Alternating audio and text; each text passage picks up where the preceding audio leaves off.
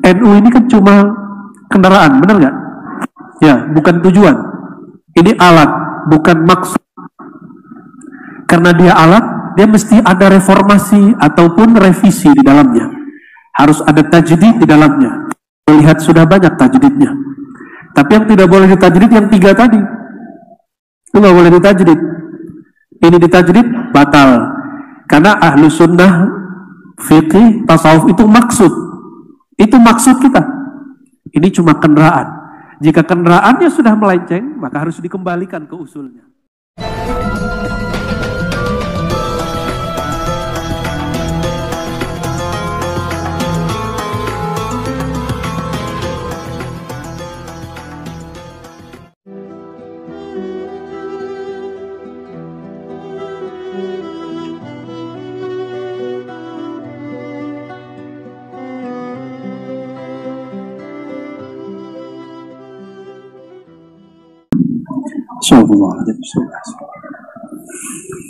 Assalamualaikum warahmatullahi wabarakatuh.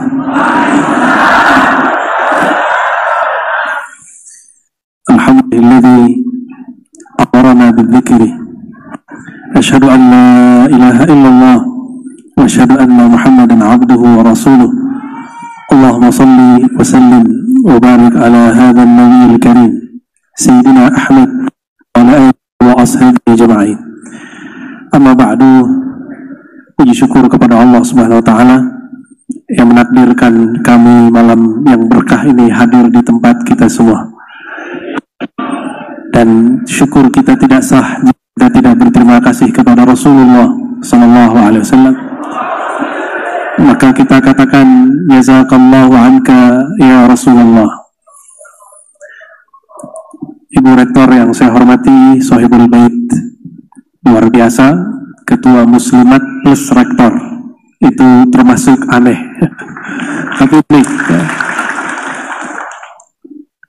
Semua pimpinan NU yang saya cintai, Ketua Syura, FIS, Ketua MUI, Sosial, begitu juga Kota Makassar, ternyata beliau masih saudaraan, satunya mursyid.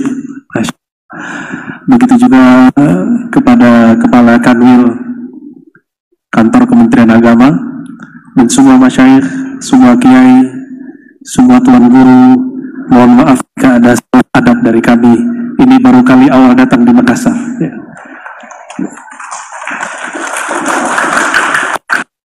Tapi saya nggak terlalu khawatir karena adabnya orang sini hampir sama dengan adab orang kampung saya. Kalau orang Jawa nggak berani lewat kayak tadi, kayak Pan Sinyur tadi, depan itu ya. Tapi kalau orang kampung saya di Padang, di Makassar kayaknya biasa ya. Ya kalau di Jawa coba kalau lagi muktamar NU nggak berani, paling di bawah. Ya.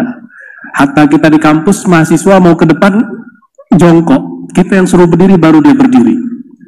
Tapi itu khas NU sini, nggak usah dijawakan. Ya.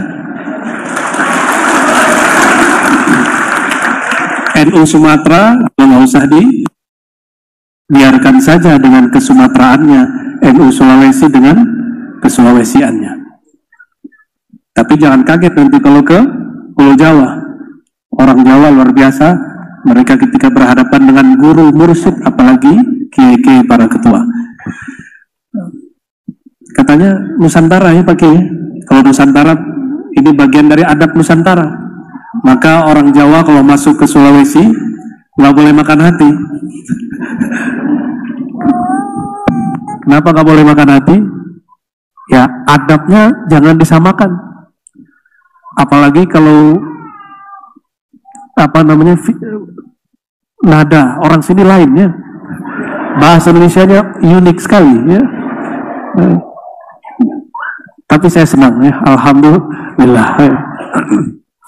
Selamat kepada kita semua yang berahlus sunnah an-nahdiyah. Karena sekarang banyak yang aku ahlus sunnah. Maka perlu ditambahkan nisbat an-nahdiyah. Meskipun sebenarnya kata ahlus sunnah cukup menandakan bahwa kita ini akidahnya ahlus sunnah dengan manhaj Imam Abu Hasan al-Asy'ari al-Maturidi. Alhamdulillah saya pernah ziarah ke Imam al-Maturidi. Kita pakailah tradisi kita di sini, baca Yasin. Masya Allah, saya bersaksi kepada Allah, itulah baca Yasin ternikmat selama saya hidup.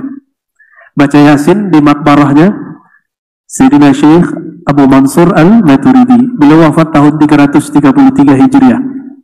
Tapi separuh hidupnya di zaman salafus saleh.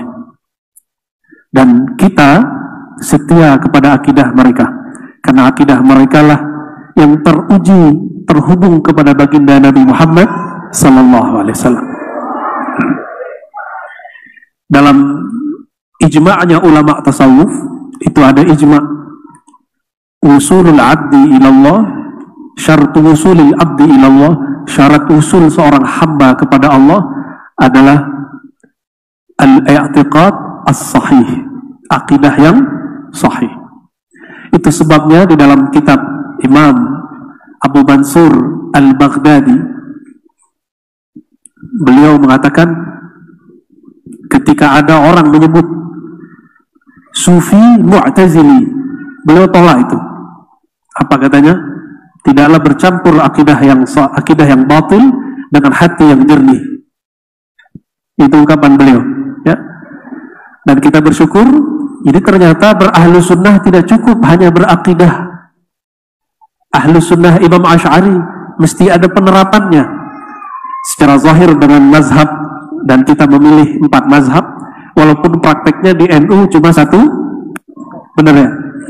Coba tes, subuh nggak kunut, bisa-bisa ulang sholat subuh. Padahal di 3 mazhab tidak berkunut tidak masalah. Cuma itulah secara praktis, secara tatbik dan amali, kita ahlu sunnah di Indonesia bersyafi'i. Dan yang paling mahal ada yang nomor 3. Ahlu sunnah kita dulu, Hadratus Syekh Hashim Asy'ari, yang nama saya tafaulan diambil dari nama beliau. Beliau itu mengatakan dalam risalah Ahlu Sunnah bahwa Ahlu Sunnah itu 3, akidah Asy'ari, mazhab yang 4, yang ketiga bertasawuf. 2016 ulama Al-Azhar buat ijtima di Chechnya, hasilnya sama. Lebih dahulu Hadratus Syekh Hashim Asy'ari. Ini tanda bahwa pendiri bangsa-bangsa kita ini adalah tokoh-tokoh yang visioner. Tapi sebenarnya NU ini kan cuma kendaraan, benar nggak? Ya, bukan tujuan. Ini alat, bukan maksud. Karena dia alat, dia mesti ada reformasi ataupun revisi di dalamnya. Harus ada tajdid di dalamnya. Melihat sudah banyak tajdidnya. Tapi yang tidak boleh ditajdid yang 3 tadi. Itu nggak boleh ditajdid. Ini ditajdid batal. Karena ahlu sunnah, fikih, tasawuf itu maksud. Itu maksud kita. Ini cuma kendaraan. Jika kendaraannya sudah melenceng, maka harus dikembalikan ke usulnya.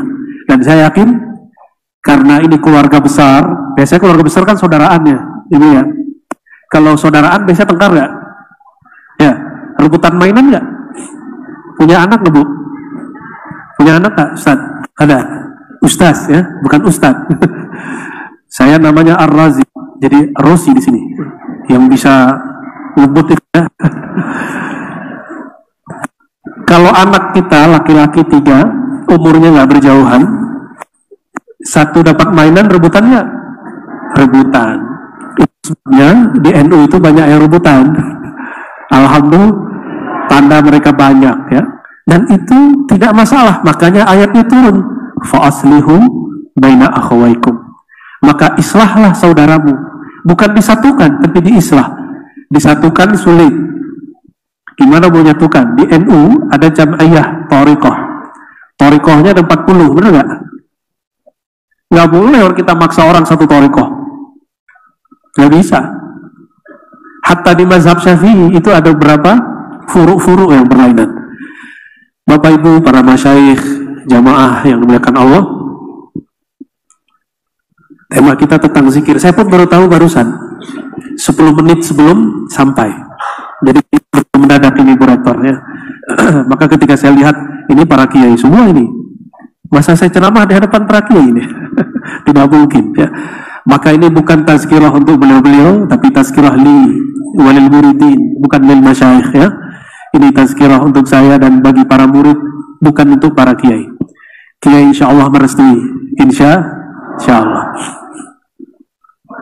Maaf ya, baru dapat hadiah pagi tadi. Bangun tidur hidungnya sudah kesumbat. Zikir dan istighosah ini salah satu amalan yang dibenci oleh orang-orang yang membid'ahkan gerakan kita. Benar nggak? Apa itu istighosah? Ya nggak? Nabi nggak pernah istighosah. Ya? Yang lucunya, mereka buat satu istilah namanya sunnah tarkiyah. Pernah dengar sunnah tarkiyah? Kalau Nabi meninggalkan, kita juga tinggalkan. Nabi gak melakukan, kita juga gak lakukan. Saya candailah kandungan itu, ya. Nabi pernah makan coto Makassar nggak? Karena ada juga ustadz dari Makassar sini minum itu baulnya onta, tahu? Ya, dalilnya hadis Sahih Bukhari Muslim bahwa Nabi mengatakan bahwa baulnya onta, tahu baul? Air seni, bahasa ininya air pipis. Nabi saya nggak mau sebut, tidak sebut ya. Baul bahasa Arabnya. Baulnya onta itu dijadikan untuk obat. Akhirnya salah satu ustadz ini sebelum pandemi umroh dia minum air seninya Nah, inilah akibat membaca hadis tapi tidak belajar mazhab dengan baik.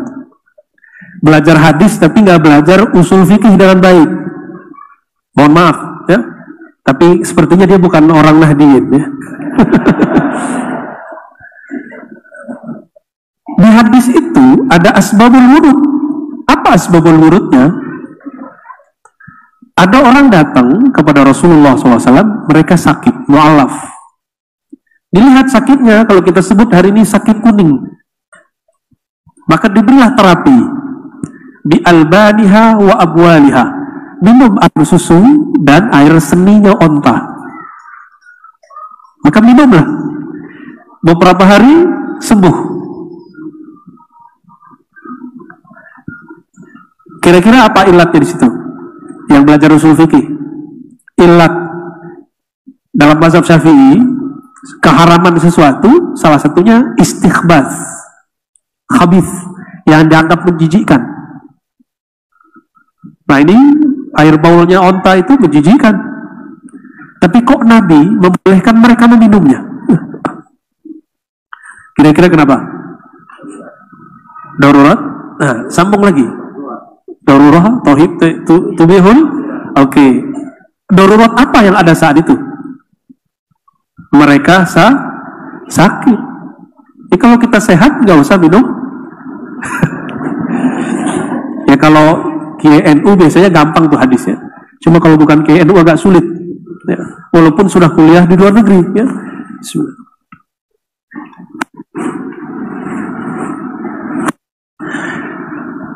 Nah, sunnah tarkiyah itu, Nabi kalau tidak melakukan, maka kita nggak lakukan. Bercanda juga lah seorang kawan. Apa katanya? An-Nabi ma ya'kul lahmal bakar. Nabi tidak pernah makan daging bakar. Apa arti bakar? Sapi, al-baqarah, sapi itu. Terus kita nggak makan gitu. Jadi Nabi kalau nggak melakukan sesuatu bukan berarti kita tidak melakukannya.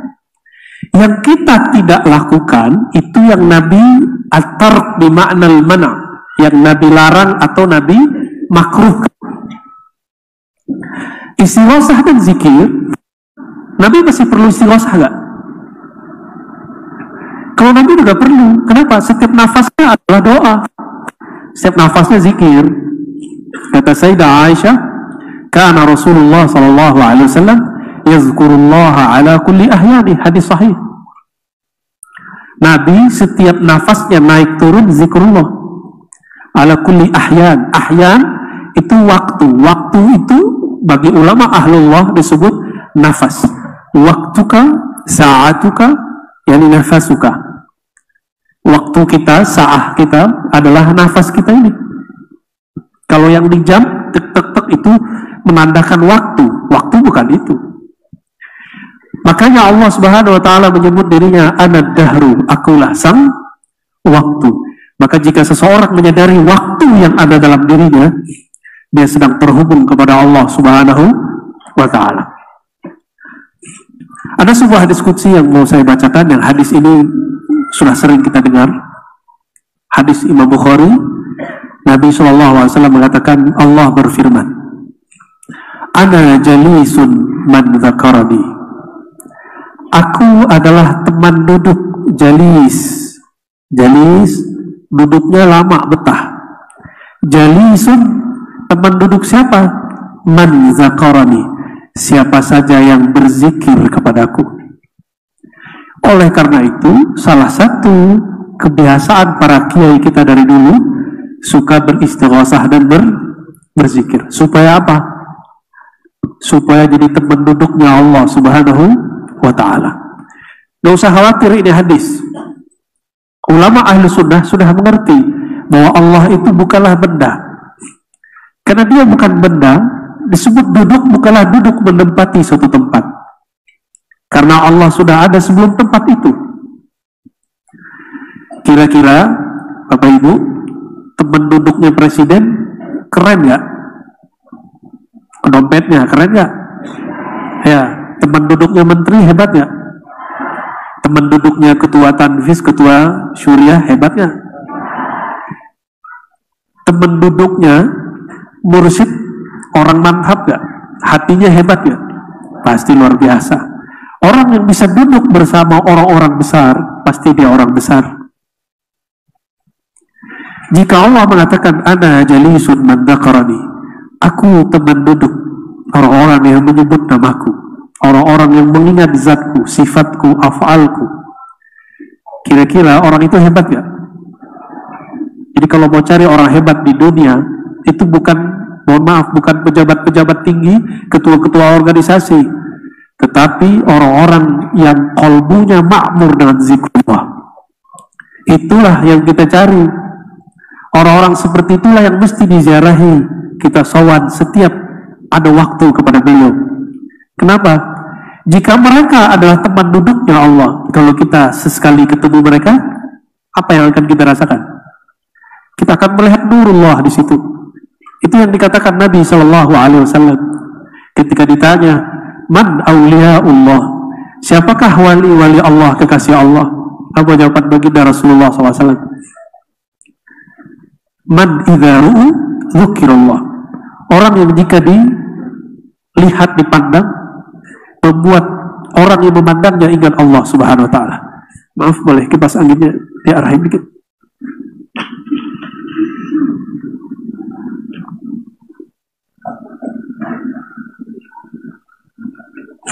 Ya, mohon maaf ya. Maaf Kiai kalau nanti gerah. Insya Allah kalau bahas hadis hilang gerahnya ya. Kedekatan kepada Allah tadi, nah, kita lihat kalau ada seorang kiai, ada orang-orang dekat kepadanya, ada ring satunya, ring duanya, benar nggak? Nah, kedekatan kepada Allah tergantung kita zikirnya zikir apa. Itu sebabnya beberapa waktu lalu saya agak sedikit kenceng kepada jamaah dan para kiai, para ustadz, para ajengan, para gus-gus, para habaib bahkan, kalau sholawat harus beda sholawat kita sama sholawat onta, masih ingat? Itu bukan ngejek orang sholawatan, enggak, tapi mau sampai kapan sholawatnya untuk duniawi. Sholawat itu sudah Allah sampaikan sebelum menciptakan aras, sebelum menciptakan langit dan bumi. Allah sudah berselawat kepada Nabi Muhammad SAW. Terlalu remeh. Kelihatan alfa terus baca sholawat itu remeh itu. Ya, sholawatin aja gitu boleh, tapi remeh itu. Tapi boleh nggak? Boleh, cuma remeh. Buka warung sholawatin itu remeh, tapi boleh. Kalau yang mas-mas jomblo ini supaya nggak jomblo sholawat, nah berarti sholawat jadi pelet Kiai. Gimana hukumnya tuh Kiai? Sholawat untuk melat itu gimana ceritanya Kiai? Nanti ada sholawat peletiah nanti ya. Ijazahnya nggak tahu dari siapa tuh. Boleh, boleh. Tapi kalau kita betul ahlu sunnah nahdiyah, bertasawuf, bertasawuf Imam Ghazali dengan torikot-torikot yang sahihah mu'tabarah, maka kita mesti membedah satu kitab yang judulnya Hikam, yang tadi sudah dibaca oleh ketua kita, yang menyebutkan bahwa ada 3 tingkatan orang dalam bersolawat. Yang pertama, solawat awam. Solawat awam mau onta ini hampir sama, beda-beda tipis, beda-beda tipis, beda hajatnya orang awam apa, hajatnya onta apa, tapi sama. Onta datang kepada Rasulullah, ngadunya apa? Apa yang dikadukan onta kepada Rasulullah Sallallahu Alaihi Wasallam? Lapar Rasulullah. Tuh, antum jangan mengadukan itu kepada Rasulullah SAW. Kalau datang kepada beliau, kadukan yang lebih besar. Ya Rasulullah, nanti di akhirat aku bisa dijamin gak lapar, gitu. Itu baru benar. Kalau di dunia, apa kata beliau? Kata Imam Nawawi, arih nafsaka minat tadbir. Rehatkan dirimu dari memikirkan yang sudah Allah tadbir. Tadbir itu Allah sudah atur. Allah sudah jamin rezekinya. Sebelum kita hadir di bumi, Allah sudah tentukan belum rezekinya. Lalu untuk apa zikir dan usaha? Doa dan usaha. Doa itu tanda hamba, usaha itu tanda ada kasab, dua aja. Apa arti kasab? Usaha. La yukallifullahu nafsan illa wus'aha. Ayat lain, laha ma kasabat. Ya. Kata Sayyidina Ali, ar-rizqu imma talibun wa imma matlubun. Kita itu terhadap rezeki dua aja. Ada pemburu rezeki, ada yang diburu rezeki. Kalau kiai-kiai ini sepertinya sudah diburu rezeki ini. Benar Pak Kiai? Kalau yang depan saya kayaknya masih abu-abu ini. Ada iya, ada enggak, banyak enggaknya.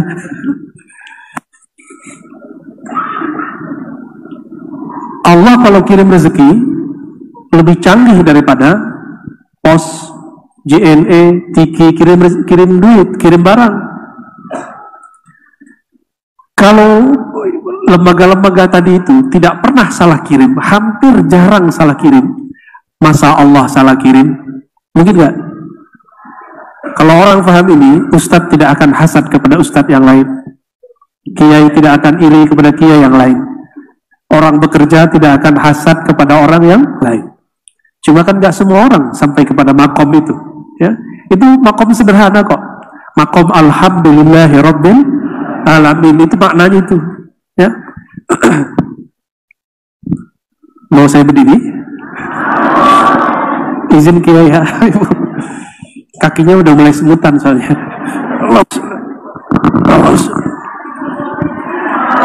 Allah. Baru kelihatan yang di pojok ya.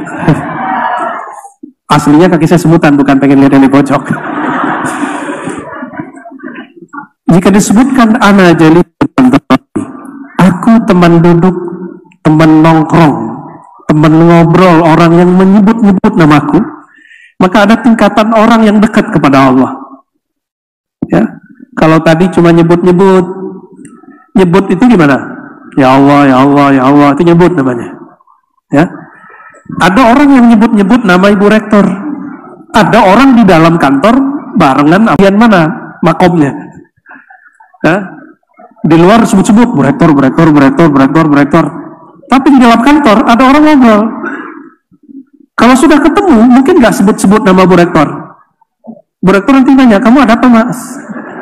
Ada apa? Sem-sem sama aku gitu.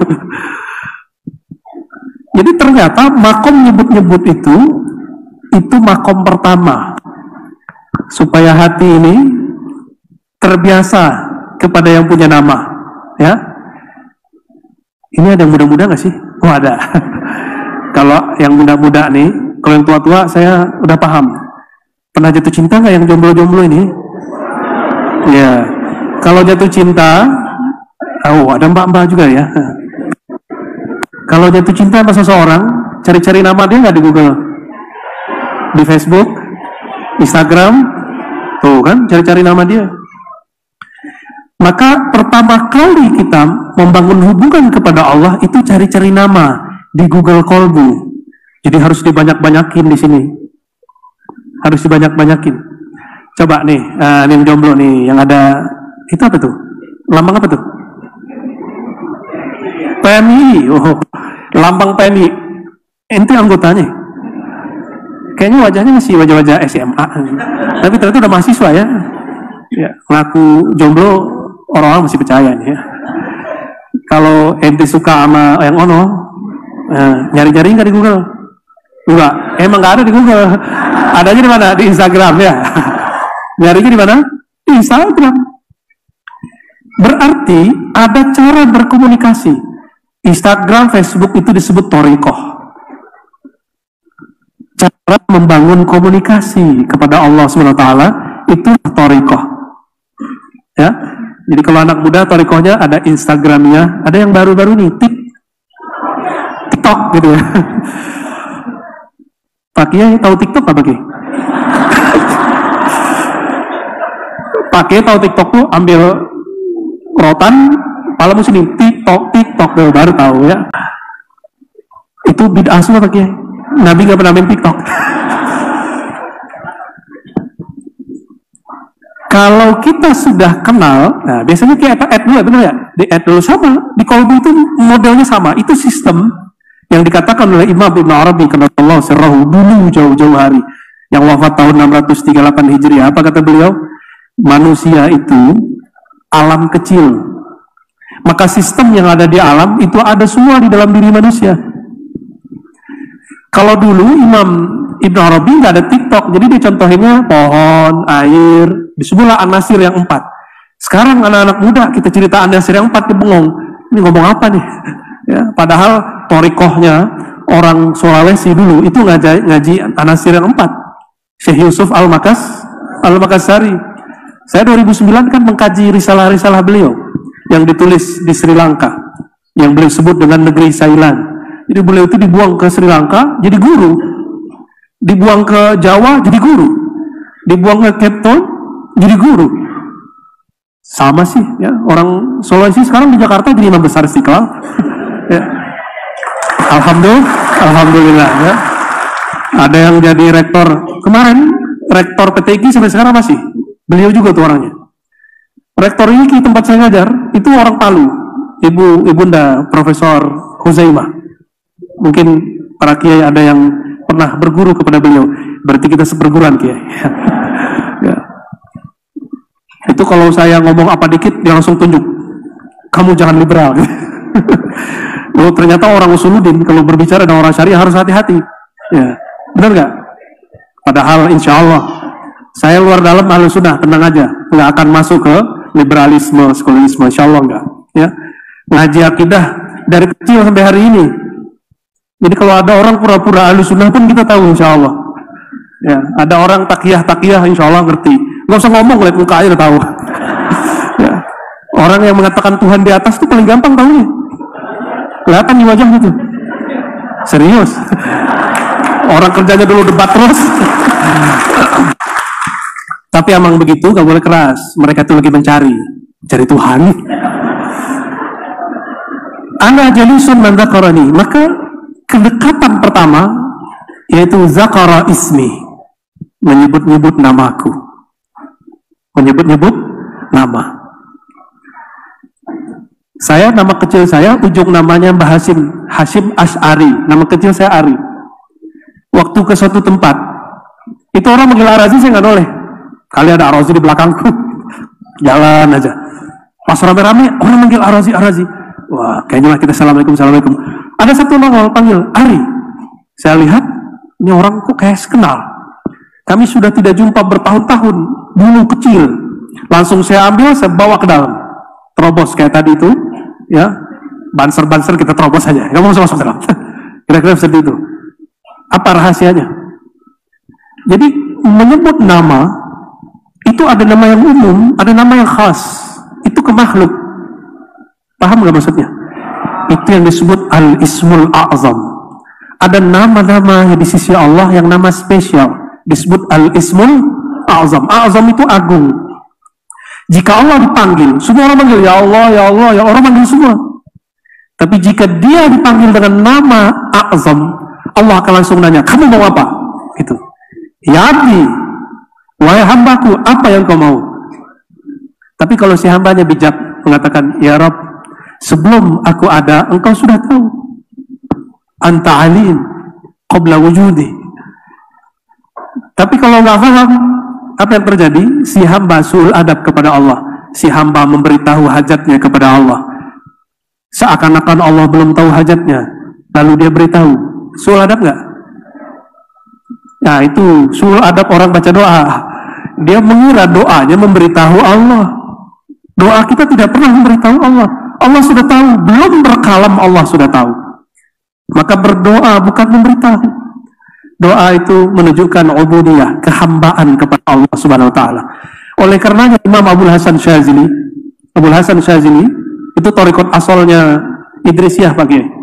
Sidi Ahmad bin Idris al-Idrisi tadinya Syazili, lalu beliau mengalami pengalaman rohani yang luar biasa, maka Allah Subhanahu wa taala berikan asra-asra, jalur beliau disebut kemudian Idrisiyah Ahmadiyah.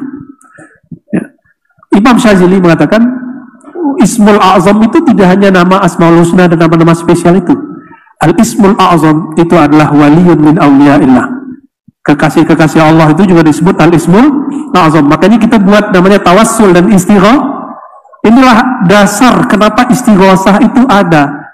Kenapa tawassul itu ada dan menyebut ila hadrati, ila ruhi, bihaqi Sayyidina Muhammad SAW, bihaqi Sayyidina Abdul Qadir Jilani.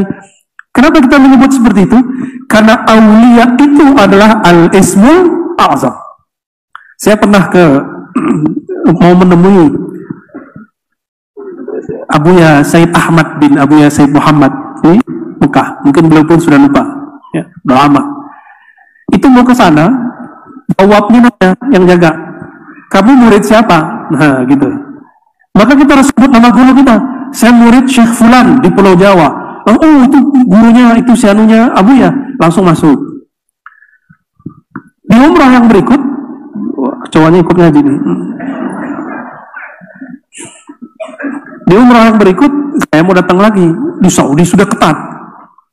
Kalau bukan orang-orang tertentu, nggak diterima. Ditanya, kamu murid siapa? Ada pesan dari kiai siapa? Saya nggak sebut-sebut kiai siapa. Nggak tembus. Mau coba-coba bawa diri sendiri, nggak tembus. Paham nggak maksudnya, analognya? Kiasnya paham nggak? Kita ini walaupun hebat, kata kita, tapi kalau nggak punya guru, nggak punya mursyid, nggak punya imam, nggak diterima oleh Rasulullah SAW. Nanti datang kepada Rasulullah, ya Rasulullah, ana ummatuka ya Rasulullah. Wahai Rasulullah, aku umatku, wahai Rasulullah. Rasulullah, kamu umatku yang mana?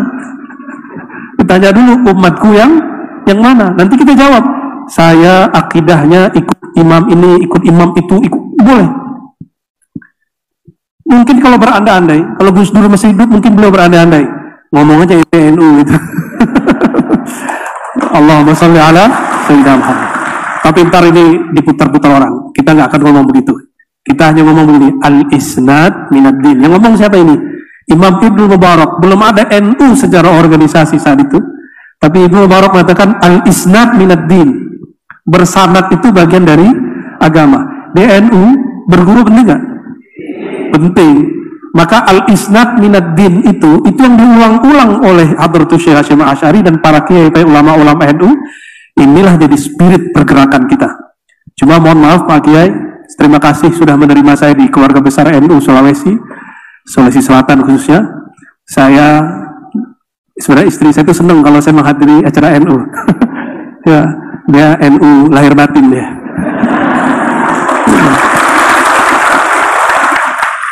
Tapi kalau saya minta istisyarah kepada kiai-kiai, udah kamu didakwah aja, dakwah ahli sunnah, tidak usah masuk organisasi.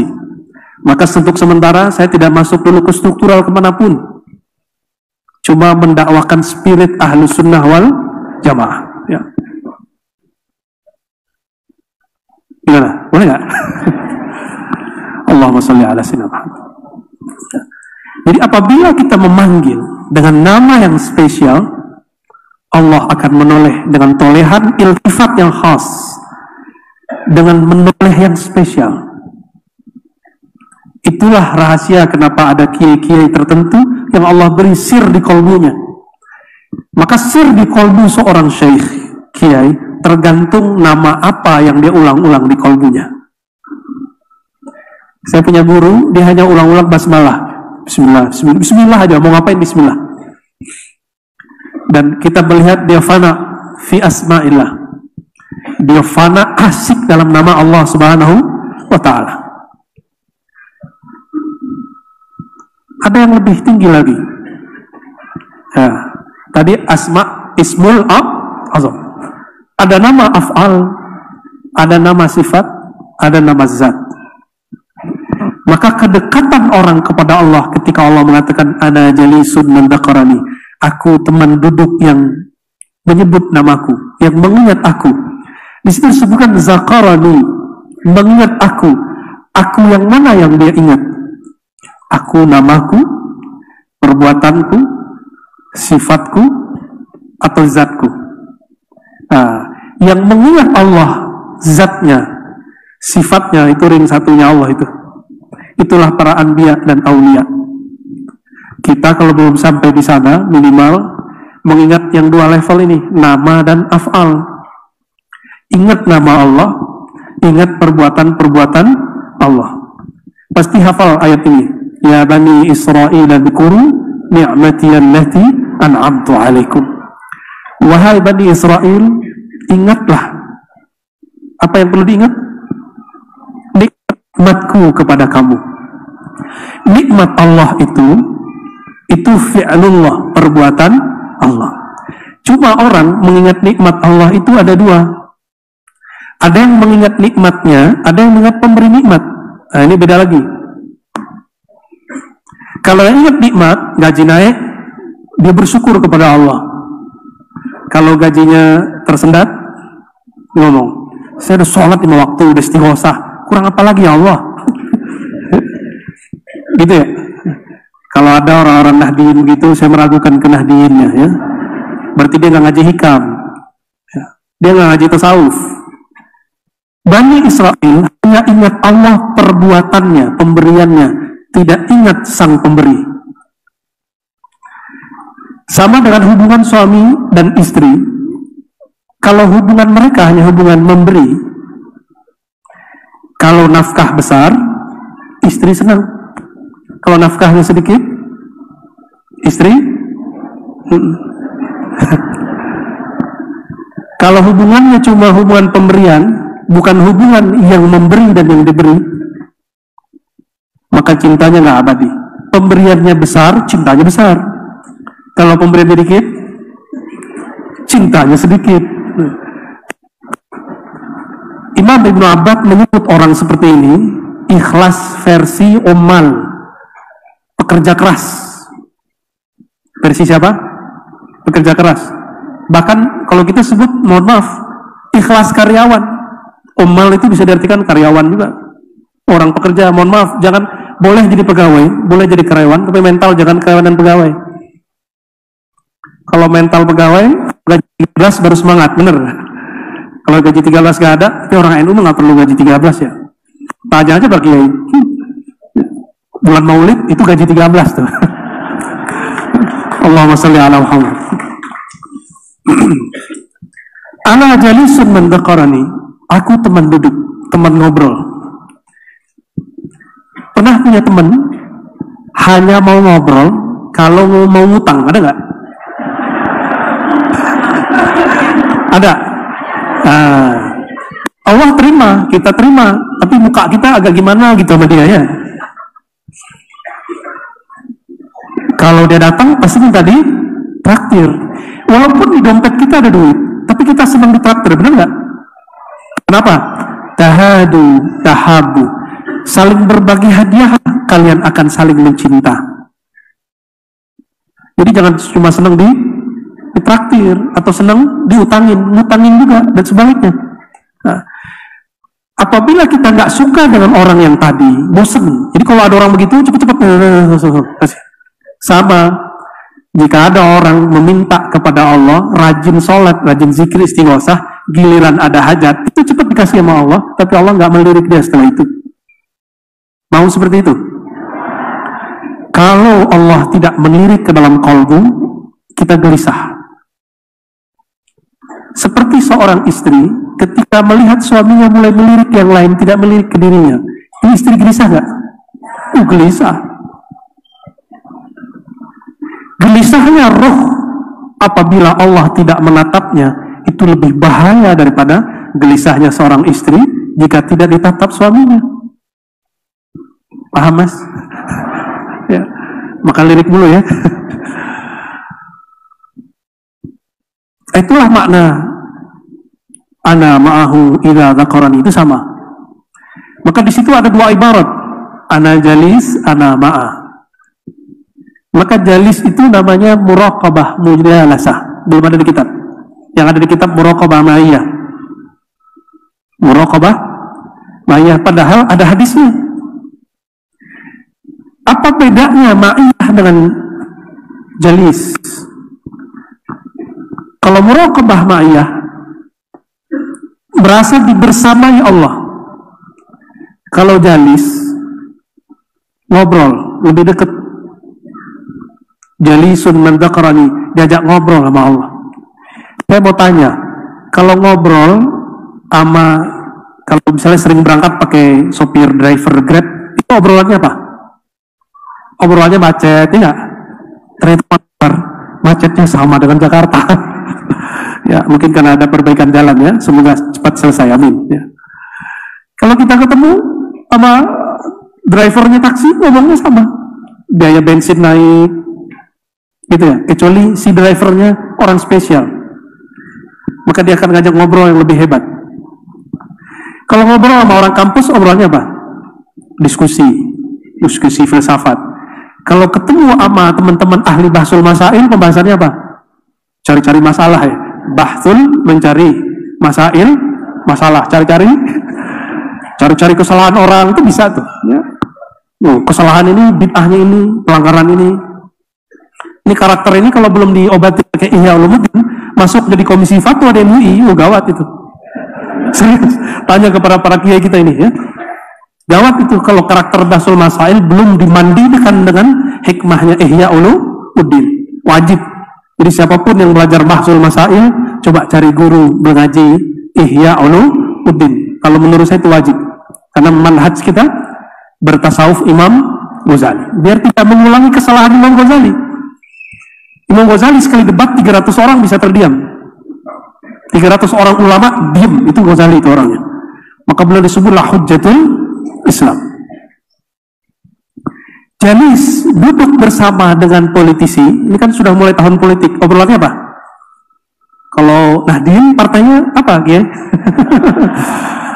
Ternyata kayak tadi itu ketua Tanfis ngomong orang NU di mana, gitu ya? Gitu gimana tadi?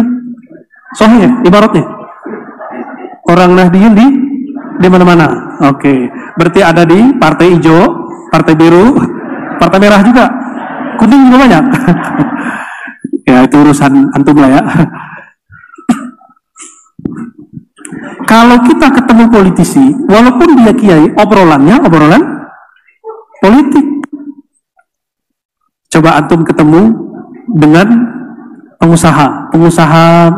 Kalau di Makassar pengusaha apa kebanyakan kiai? Tambang, kayu. Ngomongin apa?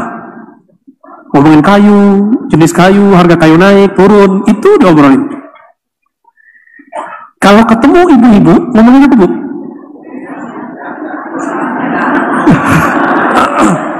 Ngomongin bedak ya. Jilbab gitu ya. Tas yang dibawa gitu ya. Kalau ketemu orang yang dia duduk bersama Allah, apa yang dibicarain? Pasti dia ngomongin Allah. Kalau orang yang diajak berteman oleh Allah, jalis, teman duduknya Allah, teman ngobrolnya Allah, kira-kira obrolannya apa? Kalau makiai ilmu, sama santri tadi bahsul masail, mau politisi ilmu politik, sama pengusaha ilmu usaha. Kalau ketemu dengan orang-orang yang duduknya bersama Allah, ilmu yang dibicarakan pasti ilmu ma'rifatullah. Pasti itu. Saya menandakan pergerakan saya dalam dakwah Ahlussunnah itu, awal-awal sukanya ngaji hadis, karena 15 tahun khidmah hadis, khataman kitab hadis. Hobinya apa? ngomongin kesalahan ulama aswaja di Indonesia terhadap hadis. Hubungan saya tuh. Jadi tiap kali lihat, masa kiai salah nyebutin hadis, masa kiai pakai hadis palsu, begitu terus. 5 tahun sedang akidah, 5 tahun lagi tuh, 5 tahun berikut sedangnya ilmu tasawuf. Kenapa saya begitu? Tergantung teman ngobrol saya siapa, kiai yang saya temui siapa. Nah sekarang ini yang sedang saya temuin dimanapun, kiai-kiai ngomong tasawuf, di mana aja, mau ke Jawa, mau ke Banjar, mau kemanapun, ke Sumatera, yang saya cari itu kiai yang ngomongin tasawuf. Ternyata lebih adem, bener nggak? Sholat pakai mazhab fikih, tapi nggak ada tasawuf. Nikmat nggak sholatnya? Nggak nikmat. Jadi yang sholatnya belum khusyuk, belajar tasawuf. Yang zikirnya masih pikiran kemana-mana, belajar tasawuf. Nanti gila, lo nggak ada orang belajar tasawuf gila. Coba lihat saya, gila nggak? Ada nggak orang gila? Dokter ada nggak? Nggak ada kan? Nggak ada. Orang belajar tasawuf itu menjadi jalis Allah, teman duduknya Allah. Allah itu paling narsis. Hanya dia yang boleh narsis. Hanya dia yang boleh membicarakan dirinya. Hanya dia yang boleh muji-muji dirinya. Hanya dia yang boleh ngasih namanya sebagus-bagus mungkin. Maka jika ada orang duduk bersama Allah, ilmu yang didapat orang ini salah satunya ilmu tentang rahasia nama-nama Allah. Pasti itu yang didapat. Maka kalau kita duduk bersama kiai-kiai, mursyid-mursyid, syekh-syekh yang belajar ilmu zikir, pasti obrolannya cuma zikir. Nah, tapi ini juga ada dua jenis. Ada zikir kuantitas, ada zikir kualitas. Zikir kuantitas itu targeting, itu masa riyadhah, disebut muridin. Kata Syekh Abdul Qadir Jilani, ini orang punya tahapan-tahapan zikir. Pagi, sore, malam, pagi, sore, malam, sampai tidak ada lagi waktunya, walaupun dia sedang ngajar, sedang kerja, sedang usaha, qalbunya tetap berzikir kepada Allah SWT. Jika sudah begitu, Allah akan angkat dia menjadi namanya murad. Apa arti murad? Tadi dia sebut nama Allah, sekarang Allah yang sebut-sebut nama dia. Tadi dia mengejar jalan menuju Allah, sekarang Allah yang menjawabnya. Itu yang disebut, siapa yang datang kepadaku masyan, berjalan, ataituhu harwalan. Aku datang kepadanya harwalah, lebih cepat. Ya. Oleh karena itu saya nggak percaya ada zikir yang berat, yang ada malas yang berat. Sepakat? Istighosah malas nggak? Jangan malas. Kata masyayikh kita dari dulu, ini sering saya sebut, yang disebut oleh Imam Ad-Daqqaq, Abu Ali Ad-Daqqaq, zikrullah silahul muridin. Zikrullah itu senjatanya para murid, para santri. Kalau kita punya kendaraan namanya NU misalnya, tapi nggak punya senjata, nanti di tengah jalan diserang orang, bisa balas nggak? Maka untuk melawan itu, lawannya adalah zikrullah.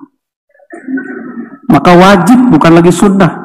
Secara hukum fikih ya, tapi dalam pergerakan, dahulu masa kita kalah sama orang pergerakan lain? Di pergerakan lain itu ada maksurat. Ditulis oleh Al-Hasan Al-Banna. Hasan Al-Banna bertorikoh Syaziliyah. Kalau di sini kita sebut torikoh Mu'tabarah. Kalau mereka punya zikir pagi sore, maka kita punya juga zikir pagi sore harusnya. Bahkan lebih dari pagi sore. Juga zikir ba'da sholat. Jadi sebenarnya orang-orang NU nggak perlu lagi zikir-zikir simbolis. Karena ba'da sholat zikirnya udah panjang, benar nggak? Jadi zikir ba'da sholat itu yang kita olah lebih panjang. Nah, Bapak Ibu yang melakukan Allah, maka kita ini sepenting apakah di sisi Allah? Yaitu sepenting apakah Allah dalam qalbu kita. Jadi mulailah malam ini berzikir tidak lagi simbolis, tapi sudah ada latihannya, sudah ada zaman zikir kualitas. Nah, zikir kualitas itu tidak mungkin diperoleh kecuali belajar ma'rifatullah. Ya, awaluddin ma'rifatullah, benar nggak? Syekh Abdul Rauf As-Singkili itu temannya Syekh Yusuf Al-Makassari. Beliau sama-sama ngaji di Aceh, lalu berangkat ke Madinah. Torikohnya ada yang sama, ada yang beda. Syekh Yusuf, beliau juga berqadiriyah, berkhalwatiyah, Sedangkan Syekh Abdul Rauf thariqahnya Qadiriyah dan Khalwa dan Syatariyah. Berarti miripnya mereka di mana? Di Qadiriyahnya. Itu menulis kitab ya, yang kemudian menjadi buku wajib bagi para murid dan menyebutkan dari kitabnya tentang thariqat Imam Qushashi, awwalu ma yajibu 'alal murid ma'rifatullah. Yang pertama yang wajib dipelajari seorang murid supaya zikirnya tidak lagi sekedar menghitung, tapi lebih daripada sekedar menghitung, mulai memahami yang punya nama. Gimana caranya? Ma'rifatullah, kenal nama yang disebut. Itu sebabnya saya menghimbau diri saya sendiri dan para masyayikh, para kiai, ayo kita hidupkan kajian-kajian syarah Al-Asmaul Husna. Ya, kebetulan kami secara online sudah buat kajian Asmaul Husna. Dulu kita juga ada di Jakarta namanya Pondok Indah, tapi terbatas di ruang khusus kajian Al-Asmaul Husna. Alhamdulillah pandemi jadi berhenti. Sampai sekarang belum sempat lagi mengulang. Terakhir yang mau saya sampaikan Bapak Ibu yang bukan Allah, apabila menyebut nama Allah dan kekasih-kekasih Allah disebut Al-Ismul A'zam, maka supaya kita kalau bertawassul itu ada rasa yang luar biasa, pelajari nama yang kita tawasuli. Biasanya kita tawassul nyebut nama siapa aja? Syekh Abdul Qadir Jilani. Siapa lagi? Nabi Khidir. Wah, itu ngeri kali tuh ya. Nabi Khidir. Nabi Khidir masih ada nggak? Bener. Serius. Ada orang berani candaan ngejek Nabi Khidir tuh ada sekarang. Ya. Ada yang berani memperolok Nabi Khidir, ngakunya aswaja. Saya meragukan keaswajaannya ya. Ya. Mungkin dia aswaja kali, bukan aswaja ya. Nabi Khidir hidup, itu ijma ulama ahli tasawuf. Bukan lagi pendapat. Oh, ahli hadis beda, itu urusan mereka. Karena secara ilmu hadis, Nabi Khidir memang diperdebatkan. Ahli hadis, i'timad ilmunya apa? Hissi. Apa yang didengar, apa yang dilihat. Pakai indra. Kalau ahli zikir, ahli tasawuf, mereka pakai apa? Pakai qalbu, pakai ruh. Maka qalbu yang menentukan ini Khidir, ini bukan Khidir. Alaihi salatu wassalam. Jika kita bertawassul dengan seseorang, apalagi dia masih hidup, maka sesekali, sadar atau tidak, masyayikh para kiai, kita kalau bertawassul ke beliau, kadang beliau hadir di tempat itu walaupun sebentar. Cuma ujiannya ketemu Nabi Khidir itu, kan biasanya ujiannya kalau kiai-kiai kita nyebutin masalah sedekah mulu, itu satu ciri. Tapi yang paling berat itu kiai-kiai yang suka berjidal dengan kelompok-kelompok aliran yang dianggapnya menyimpang. Ujiannya apa? Jika Nabi Khidir nyamar jadi orang yang menyimpang, itu paling berat. Ujian Nabi Musa apa? Beliau mengatakan ana a'lam, saya paling ngerti, paling berilmu. Ujian beliau siapa? Orang yang punya ilmu lain. Maka berdasarkan ini ada kaidah sirriyah, kaidah sir yang dapat kita ambil. Ujiannya orang-orang yang pewaris para nabi ketika bertemu orang yang diberikan ilmu yang lain daripada dirinya, itu dia. Jadi kalau ketemu yang begitu, hati-hati, tidak boleh merendahkan. Ya, husnuzon kepada semua orang. Dan hindari mengatakan, oh di Makassar ini saya yang paling alim, hindari itu.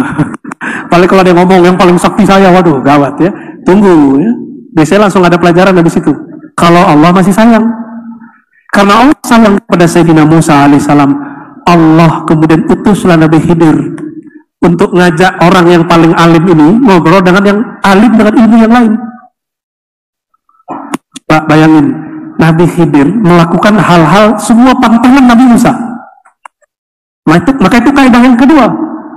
Ujian-ujian Khidriyah itu kita akan melihat amalan-amalan orang yang berlawanan dengan prinsip kita.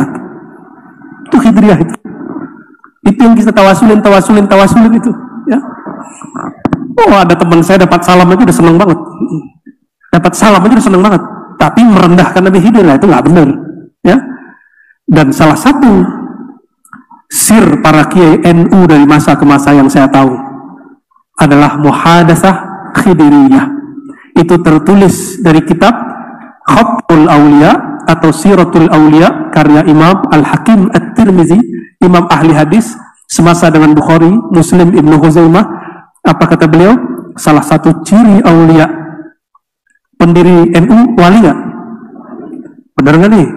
Yang kenceng dong, pendiri NU wali gak? Makanya mereka punya namanya Musabbaat Khidriyah. Diamalin gak di sini? Ini kalau boleh usul kepada pemimpin-pemimpin zikir, majelis zikir, silakan amalkan Musabbaat Khidriyah. Musabbaat 7 Khidriyah dari Nabi Khidir. Disebutkan oleh Imam Ghazali bahwa Ibrahim At-Taimi ketika umrah, beliau bertemu Sayyidina Khidir setelah tawaf. Lalu ditanya oleh Ibrahim At-Taimi, "Man anta?" Ente siapa? "Ana Khidir." Kaget ya. Kalau gitu ajarkan saya. Diajarkanlah Musabbaat Khidriyah. Apa yang diamalkan dalam Musabbaat Khidriyah? Pertama, Al-Fatihah 7 kali. Ayat Kursi 7 kali. Apa lagi? Qul ya ayyuhal kafirun 7 kali. Qul wallahu ahad 7. Qul a'udzu birabbil falaq 7. Qul a'udzu binnas 7. Subhanallah walhamdulillah wala ilaha illallah akbar 7. Shalawat 7. Apa lagi? Istighfar 7. Lalu ada doa. Silakan cari di kitabnya. Ya. Itu doa luar biasa. Allahumma fa'al bi. Ya. Itu kalimat kepasrahan Nabi Khidir kepada Allah Subhanahu wa taala. Ya. Allahumma fa'al bi wa bihim ma anta ahlun wa la ta'fal bi wa la taf'al bina ma nahnu ahlun. Pendek doanya. Lalu disebutkan nama Ismul Azam.